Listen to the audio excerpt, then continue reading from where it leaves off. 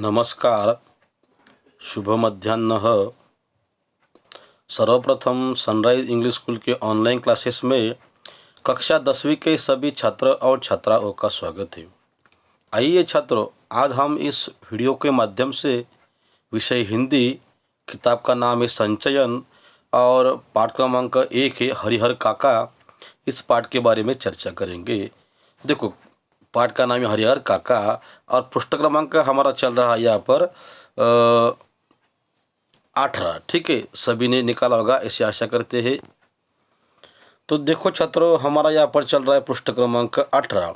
कल थोड़ा आपको बताते प्रस्तावना के बारे में कि कल हम कहाँ तक पहुँच गए थे। जो बच्चों ने वीडियो नहीं देखा होगा उनके लिए बताती है कल की वीडियो में हम कहाँ तक पहुँच गए थे। कल छात्रों हमने पृष्ठ क्रमांक 17 का आखिरी का गद्यांश देखा था कि लेखक बोल रहे हैं मिथिलेश्वर जी कि लोगों के बीच बहस छिड़ जाती है। उत्तराधिकारी के कानून पर जो जितना जानता है उससे 10 गुना अधिक उगल देता है, फिर भी कोई समाधान नहीं निकलता है। लेखक बोलते हैं रहस्य खत्म नहीं होता, आशंकाएं बनती ही रहती है, लेकिन लोग आशंकाओं को नज़रअंदाज कर अपने पक्षधरता शुरू कर देते हैं कि देखो, उत्तराधिकारी ठाकुरबाड़ी को मिलता तो ठीक रहता। ये ठाकुरबाड़ी के जो बारे में होते हैं वो बोलते हैं।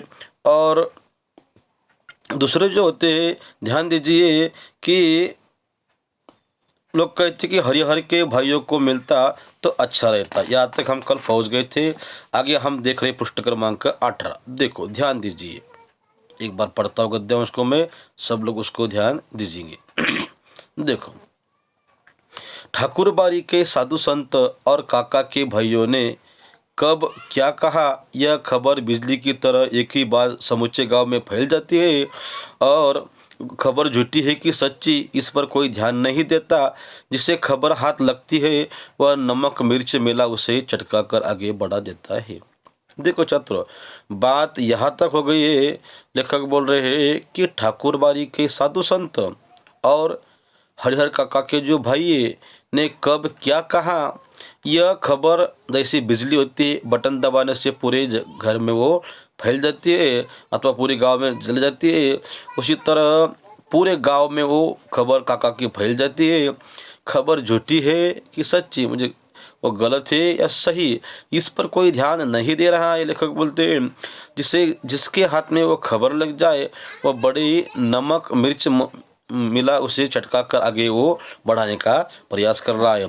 आगे हम पढ़ते पृष्ठ क्रमांक 18 का दूसरा गद्यांश। एक खबर आती है कि महंत जी और हरिहर काका के भाई इस बात के लिए अफसोस कर रहे हैं कि अंगूठे के निशान लेने के बाद उन्होंने हरिहर की खत्म क्यों नहीं कर दिया, बात ही आगे नहीं बढ़ती। देखो, लेखक बोल रहे हैं कि एक बाजू में ऐसी भी खबर आती है कैसी कि हरिहर मरेंगे। देखो सॉरी, कि हरिहर काका के भाई इस बात से अफसोस कर रहे हैं, जो आश्चर्यचकित हो रहे हैं और मन में पश्चाताप कर रहे हैं कि अंगूठे के निशान लेने के बाद उन्होंने यानी काका के भाइयों ने काका को ख़त्म क्यों नहीं किया, बात ही आगे नहीं बढ़ती।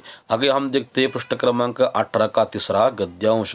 एक दूसरी खबर आती है कि हरिहर मरेंगे तो उन्हें अग्नि प्रदान करने के लिए ठाकुरबाड़ी के साधु संतों और काका के भाइयों के बीच काफ़ी लड़ाई होगी। दोनों ओर से अग्नि प्रदान करने का निश्चय हो चुका है। इस संदर्भ में उनकी लाश हस्तगत करने के लिए खून की नदी बहेगी। देखो, एक तरफ ऐसे भी देखने को मिल रहा है कैसा कि देखो, जब हरिहर काका का देहांत हो जाएगा, उनकी मृत्यु हो जाएंगी, तो उनके मृत्यु के बाद उनको अग्निदाह देने के लिए ठाकुरबाड़ी के साधु संत और काका के भाइयों के बीच में, दोनों के बीच में लड़ाई लड़ जाएंगी और दोनों ओर से, काका की ओर से भी, काका की भाई की ओर से भी और ठाकुरबाड़ी की ओर से भी अग्नि प्रदान करने का निश्चय हो चुका है। और आगे बढ़ रहे हैं कि इस संदर्भ में उनकी लाश हस्तगत करने के लिए खून नदियाँ बहती रहेंगी। आगे हम गद्यांश पढ़ते पृष्ठ क्रमांक 18 का चौथा। एक तीसरी खबर आती है कि हरिहर काका की मृत्यु के बाद उनकी ज़मीन पर कब्जा करने के लिए उनके भाई अभिषेक तैयारी कर रहे हैं। देखो, ऐसा भी देखने को मिल रहा है। कैसा देखने को मिल रहा है? तीसरी खबर आ रही है, ध्यान दे दो, एक एक स्टेप बाय स्टेप बता रहे हैं कि तीसरी खबर ऐसी है कि हरिहर काका की मृत्यु के बाद उनकी ज़मीन पर कब्जा करने के लिए उनके भाई अभिषेक पूरी तैयारी कर रहे हैं और इलाके के मशहूर डाकू बूटन सिंह से उन लोगों ने बातचीत कर पक्की कर लिए। बोलते कि इस इलाके के, इस एरिया के, इस पंचक्रोशी के मशहूर यानी कि जाने माने पहचाने डाकू बूटन सिंह से उन लोगों ने यानी कि हरिहर काका के भाइयों ने बातचीत पक्की कर ली है। हरिहर के 15 बीघे खेत में से 5 बीघे घुटन लेगा और दखल करा देगा। बात यह हो गई है, यहाँ तक भी लोग बोल रहे हैं कि जो 15 बीघे खेती है काका की, उसमें से 5 बीघे खेती वो बूटन सिंह लेने वाला है और 10 बीघे इन भाइयों को दे रहा है। इससे पहले कि इस तरह के 2-3 मामले बूटन ने निपटाए हैं। बोलते कि इस प्रकार से ऐसी 2-3 घटनाएं अभी तक जो डाकू है उसने निपटाई है। पूरे इलाके में उसके नाम की तुति बोलती रहती है। आगे बढ़ते 1, 2, 3, 4 पृष्ठ क्रमांक 18 का 5वां। देखो, एक चौथी खबर आती है। लेखक बोल रहे हैं कि महंत जी ने निर्णय लिया है, उन्होंने पक्का ठान लिया है कि हरिहर की मृत्यु के बाद देश के कोने कोने से साधुओं और नागाओं को वह बुलाएंगे। जितने भी अखाड़े हैं, अखाड़े के महात्माओं को यहाँ वह बुलाएंगे। अब हम पृष्ठ क्रमांक 18 का अगला गद्यांश पढ़ते हैं। रहस्यात्मक और भयावही खबरों से गाँव का आकाश आच्छादित हो गया है। आच्छादित यानी कि पूरी तरह से ढका हुआ है। दिन प्रतिदिन आतंक का माहौल गहरता वहाँ जाता रहा है और सबके मन में यही बात है कि हरिहर कोई अमृत पीकर तो आए हैं नहीं। अरे भाई, हरिहर काका गुजर नहीं रही है, पता नहीं वो अमृत पीकर तो आए नहीं है। ऐसा लगता है एक न एक दिन उन्हें मरना ही है। देखो, देखा जाए तो एक न एक दिन उनको मरना ही पड़ेगा। फिर एक भयंकर तूफान की चपेट में यह गांव आ जाएगा। बहुत ही भयंकर तूफान आने वाला है और उस तूफान की चपेट में हो सकता है ये गांव आ जाएगा। उस वक्त क्या होगा पता नहीं कि उस समय में क्या होने वाला है और कुछ कहा नहीं जा सकता है, कुछ बता नहीं सकते हैं। यह कोई छोटी लड़ाई नहीं, एक बड़ी लड़ाई है। आप देखो, जाने अनजाने पूरा गांव इस चपेट में आएगा ही, इसलिए लोगों के अंदर भय ही की है और प्रतीक्षा भी ये सब हो रही है। एक ऐसी प्रतीक्षा कि जिसे झुटला कर भी उसके आगमन को टाला नहीं जा सकता, यानी कि होने ही वाला है। अब हम यहाँ पर पृष्ठ क्रमांक 18 का आखिरी का गद्यांश पढ़ रहे, ध्यान दीजिए। और हरिहर काका के बारे में क्या कहना है? वह तो बिल्कुल मौन ही अपनी ज़िंदगी के शेष दिन वह काट रहे, शेष यानी कि बचे हुए दिन काट रहे। एक नौकर रख लिया है, वही उन्हें बनाता खिलाता है, उन्हें खाना बनाता है और वही नौकर को खाना खिलाता है।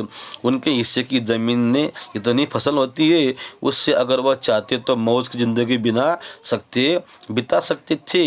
लेकिन देखो, वह तो गूंगेपन का शिकार हो गए, चुपचाप कोई बातें नहीं कर रहे हैं। कोई बात कहो, कुछ पूछो, कोई जवाब नहीं। यहाँ पर लेखक बोल रहे हैं कि खुली आंखों से वो बराबर आकाश को वो निहारते रह रहे हैं कि अब कब मेरी मृत्यु आती है, और एक एक अपना दिन चुन रहे हैं।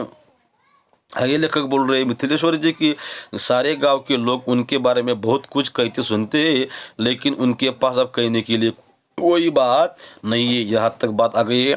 पृष्ठ क्रमांक 19 का अब इस पाठ का आखिरी का गद्यांश पढ़ते हैं, ध्यान दीजिए। पुलिस के जवान हरिहर काका के खर्चे पर ही खूब मौज मस्ती से रह रहे हैं। जिसका धन वह रहे उपास, खाने वाले करे विलास। अब तक जो नहीं खाया था, दोनों जून उसका भोग लगा रहे हैं। देखो, कहानी का अंत तो मुझे कहानी पूरी तरह से नहीं होती है, यही बीच रुक जाती है। देखो, आखिरी पृष्ठ क्रमांक 19 की आखिरी में बोल रहे हैं कि पुलिस के जो जवान है, जो आर्मी है, मतलब फौजी है, वो हरिहर काका के खर्चे पर, उनके वो ज़मीन पर जितना पैसा मिलता है खूब मौज मस्ती कर रहे हैं, अपना आनंद ले रहे हैं, अपने मस्ती में ले रहे हैं। और जिसका धन वह रहे उपास। अब देखो, और जिसका धन है वो बेचारा उपास ही रह रहा है, भूखा रह रहा है, खाने वाले करे विलास, और जो उस पर टपे हुए खाने वाले वो अपने मौज मस्ती में रह रहे हैं। अब तक जो नहीं खाया था, यानी कि अभी तक जो पुरुष लोगों ने नहीं खाया था, दोनों जून उसका भोग लगा रहे हैं, यानी कि सुबह और शाम, यानी कि दोनों जून दोनों समय में इस प्रकार से वो भोग लगा रहे हैं। ठीक है छात्रों, यहाँ पर आज हमारा यहाँ पर इस वीडियो में ये हरिहर का ये पाठ पूरी तरह से पढ़ाना हो चुका है, इसलिए समय को ध्यान में रखते हुए हम अगले वीडियो में मिलेंगे। आने वाले वीडियो में हम इस पाठ के प्रश्नोत्तर देखेंगे। छात्रों को एक बार फिर से विनंती है कि सभी छात्र अच्छी तरह से क्या है इस प्रश्न के आप जवाब देख के रहेंगे। कल हम देखेंगे बोध प्रश्न, ठीक है, प्रश्नोत्तर कल देखेंगे। समय को ध्यान में रखते हुए छात्रों रुकते हैं। धन्यवाद।